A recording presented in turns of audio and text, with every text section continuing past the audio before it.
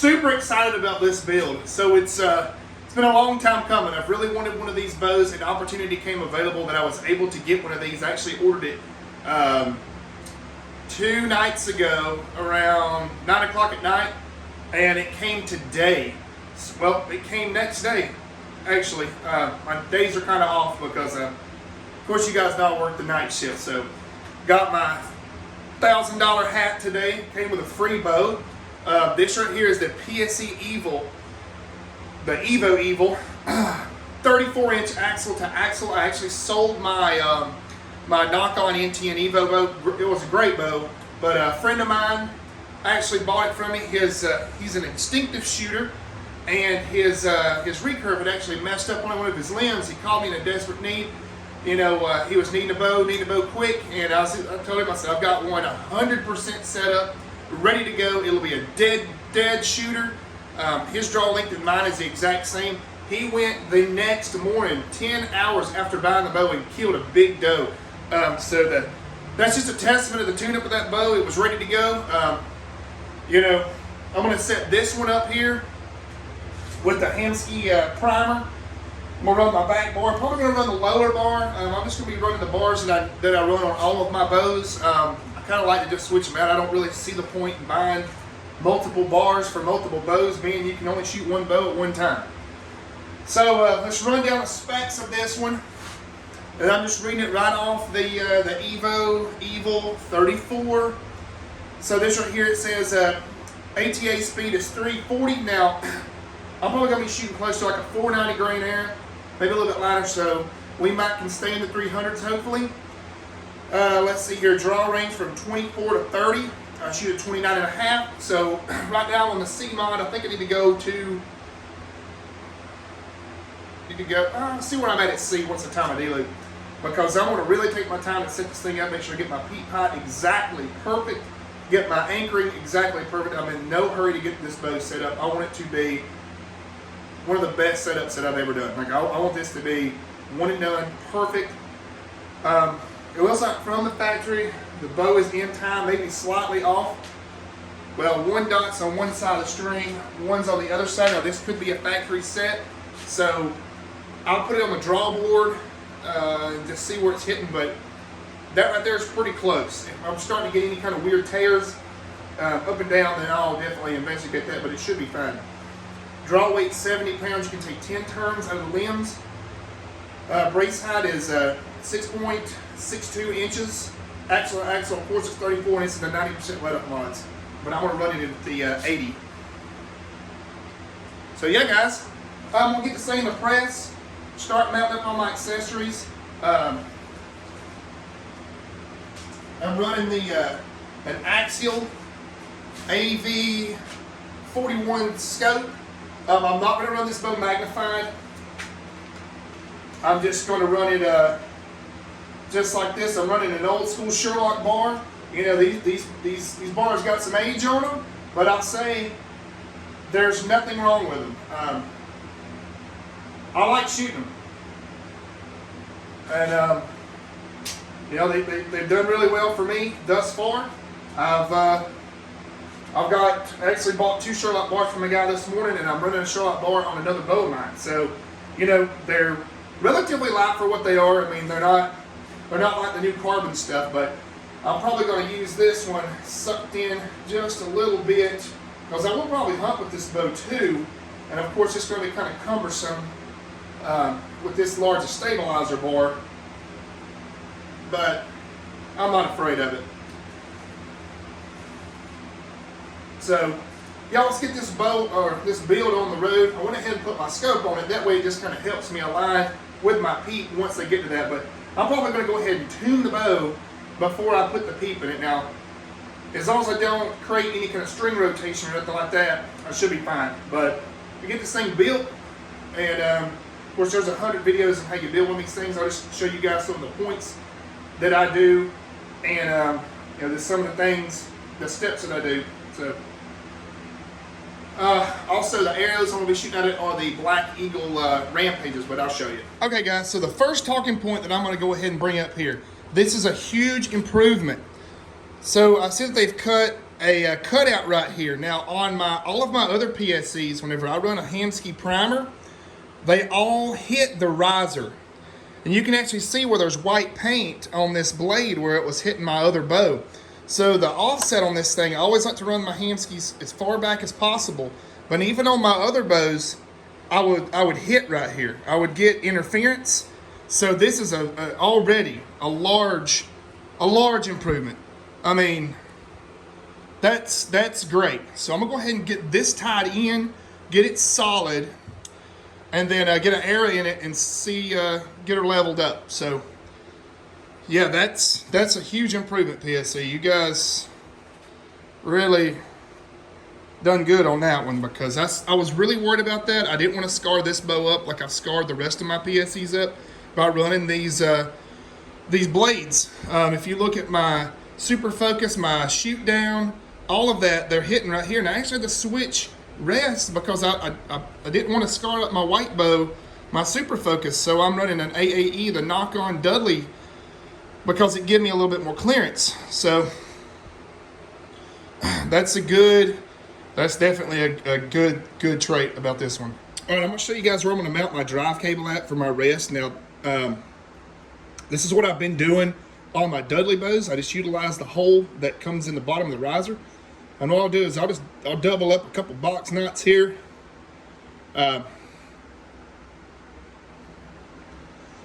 We'll see how that fits. So that's good and tight. I'll cut that and burn it down.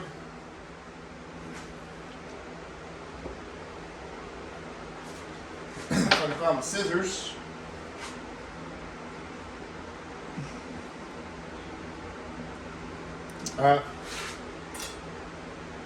There we go.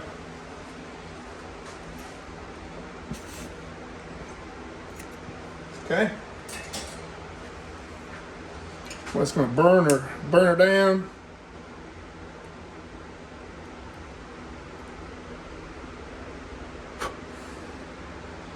You know, it ain't got to be perfect. It's got you a good knot right there. And so I already know I'm going to have to adjust this. So I'm going to slide this down the way you do it. Sit here. Take up the slack. Now I have noticed whenever you adjust these, you do need to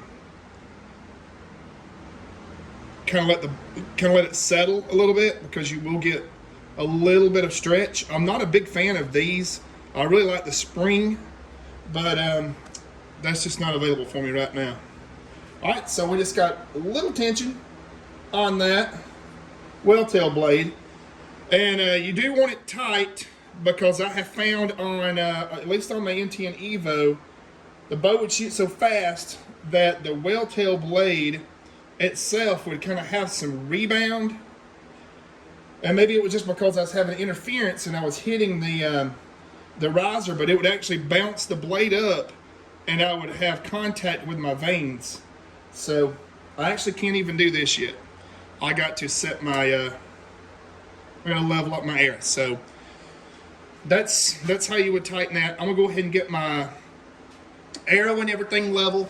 I'm gonna utilize these tools here. Probably not gonna record that part because there's tons of videos on tightening your knock servants, which I've made videos of. I'm gonna tie my knock servants in, put a D-loop on it, and see where we're at, and see where the draw length is, because I'm not gonna cut any arrows until I get my draw length 100% perfect to myself. So, all right, I'm gonna show you guys another little trick.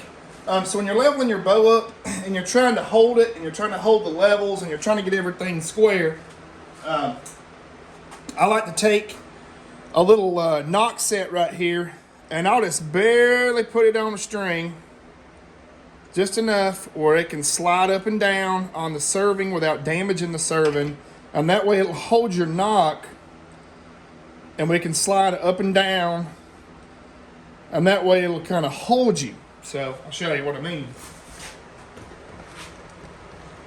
Okay. So let me get where I know you guys can see me. All right. So we're wanting to level. We're wanting to get it 90 degrees. So that right there, dead nut level, and it's high back here, so we need to slide the air down. Dead level there. Slightly high.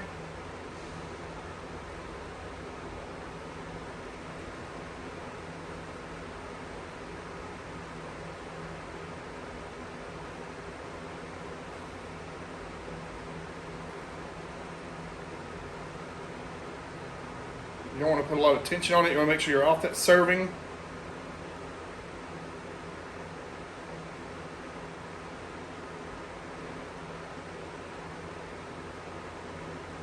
That right there is dead on it. So we don't want to move that knock setting. Rotate the bow slowly in.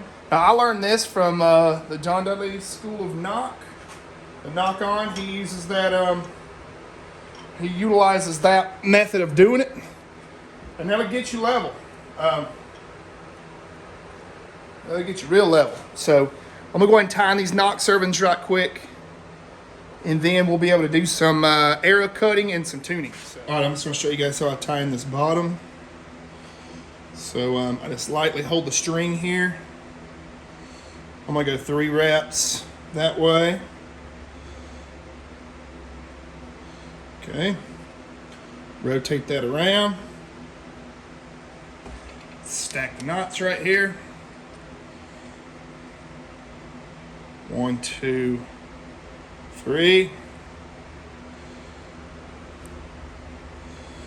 Okay. Spin it around. You don't want it to be tight against your knock. 2, 3. I just stack them in there.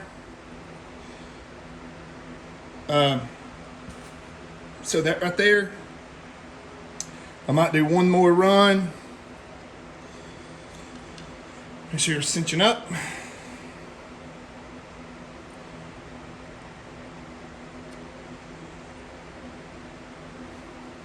And guys, that's how I tie in the knot serving. So I'm gonna do the same with the top, and then we're gonna check our level. All right, so I got the D loops tied in. One thing I don't like using the green color is it does show the burn marks pretty bad. And now I do know I'm gonna have to move this rest. I can already tell to the left. So I'm gonna get that thing adjusted and cut some airs and shoot through paper right quick. All right, so the back bar mount that I'm using is actually one that I machined and built myself.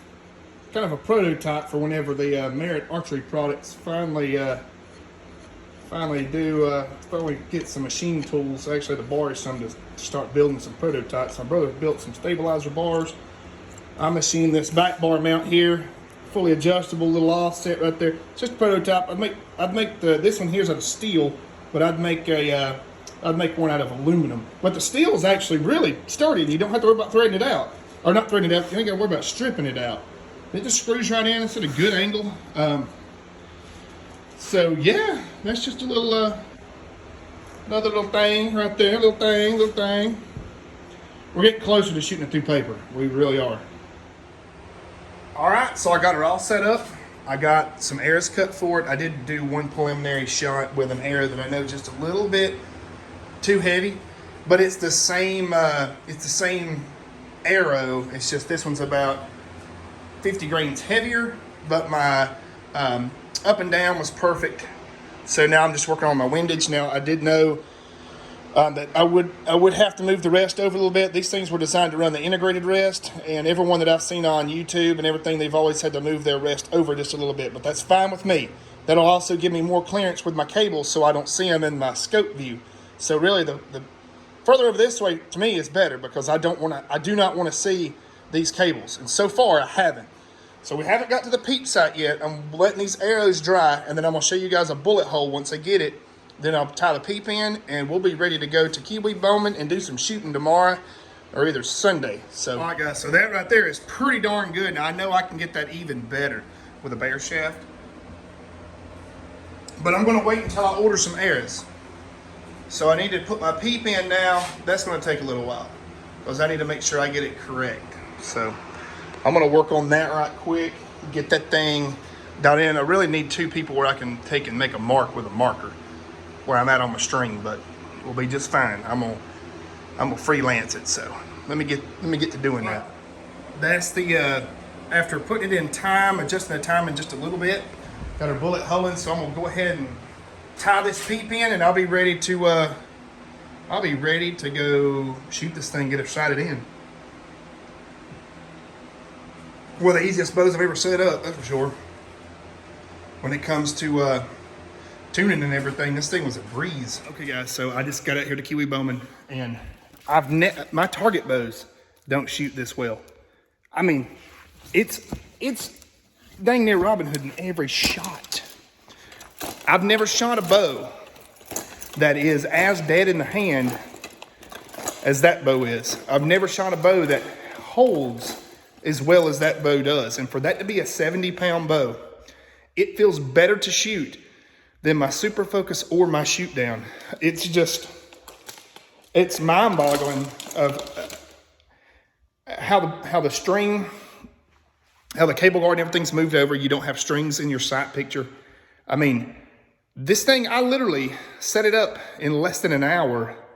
I could have done it faster, but I just took my time and really wanted to make sure that I had it dead nut. This thing is going to be an absolute ripper. So this is going to end this video. I'll have videos of me out shooting 3D and field with it. I'm going to shoot this thing a little bit. Guys, the EVL is the way to go. I'm so stoked.